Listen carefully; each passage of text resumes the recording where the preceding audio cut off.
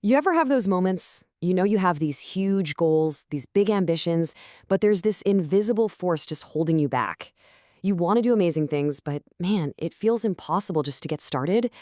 Well, in this explainer, we're going to put together a powerful game plan to help you finally win that fight. And it all starts with understanding who or what your real enemy is. And boom, there it is. This gets right to the core of the problem. See, the battle you're fighting isn't against laziness. It's not about a lack of willpower. The real war is with your own brain and its ancient hardwired survival instincts. And just knowing that, well, that's the first real step to taking back control. So why on earth would our own brain be the enemy? It sounds crazy, right? But it's actually pretty simple. Your brain doesn't give a rip about your dreams of success or your six-pack abs. It has one job and one job only: keep you alive. And to your brain, survival means seeking comfort, avoiding anything that feels like pain, and saving energy, which, as you've probably noticed, is the exact opposite of everything growth and achievement require. And this right here, this is what that survival mode looks like today. It's not a saber-toothed tiger. It's that little voice inside your head whispering, you'll start tomorrow. Or, come on, just one more episode, what's it gonna hurt? It always wants the easy path, but you and I both know the easy path builds absolutely nothing. It's a trap, really. It's designed to keep you safe, sure, but it also keeps you completely and totally stuck. Okay, so if we're all programmed this way, what are we supposed to do about it? Are we just doomed? No way. The entire journey, the whole transformation, it all kicks off with one single conscious decision. It's that moment you finally decide to stop letting life happen to you, and you start making life happen for you. This is the state where, let's be honest, most people live their entire lives, just drifting, floating from one thing to the next, just kind of hoping they'll get rich, or get fit, or get lucky. But here's the thing. Hope is not a strategy. When you don't pick a destination, life picks one for you. And trust me, it's almost never the one you actually wanted. And this quote just hits so hard because it's the absolute truth. It's the real cost of drifting. Every single day that you're not actively working on your vision, guess what? You're spending your precious time and energy building someone else's. This isn't just about your job. It's about who is in the driver's seat of your life. Is it you or is it someone else? All right, so we've identified the enemy, it's our own brain, and we know the default state is this passive drifting. So now we get to the most important question of all. What's the plan? How do we actually, practically fight back against these powerful forces inside us?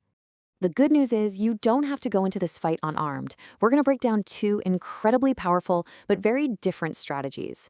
Think of it like this. One is about brute force. It's the sledgehammer. The other is about clever strategy. It's the chess game. And to win, you're going to need both.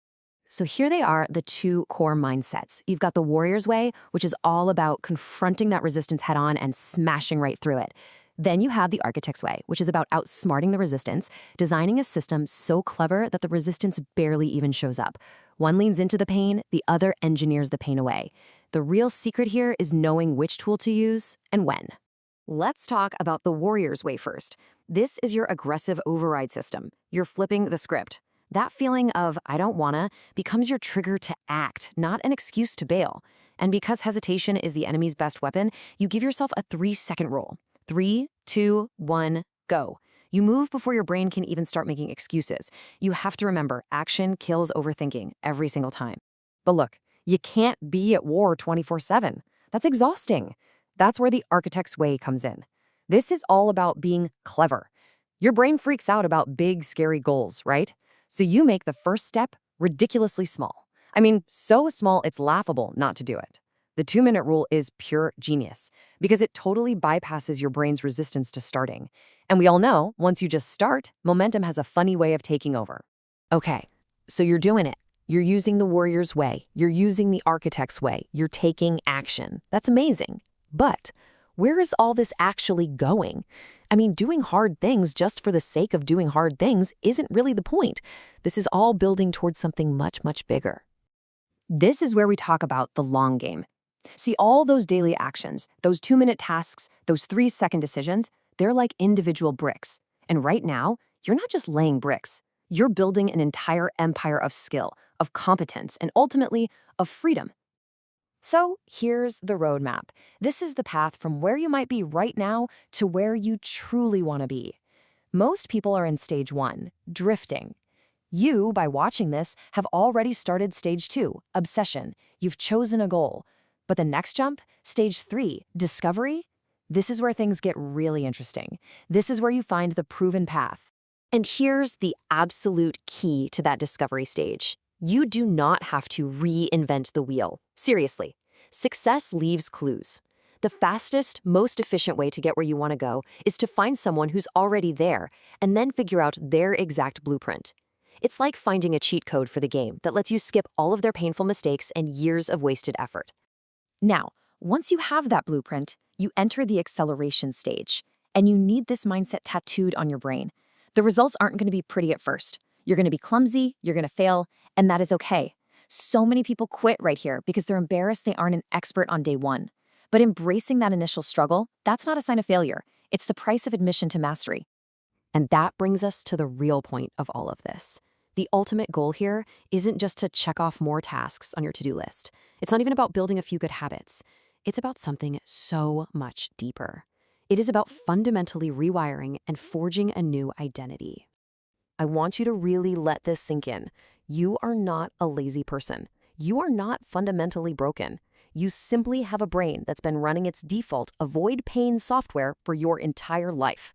But by using these strategies, by taking these actions, you are actively reprogramming yourself.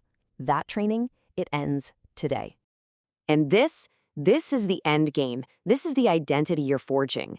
It's about becoming a person who doesn't just put up with difficulty, but actually seeks it out. You become someone who understands that resistance isn't an obstacle to be avoided. It is the very thing that makes you stronger, better, and more capable. So here we are. The choice is yours. The version of you that listens to that fear, that gives in to the urge for comfort, that version can be over right now. The path is clear. The tools are right here in your hands. So the only question left is, who are you going to build in its place?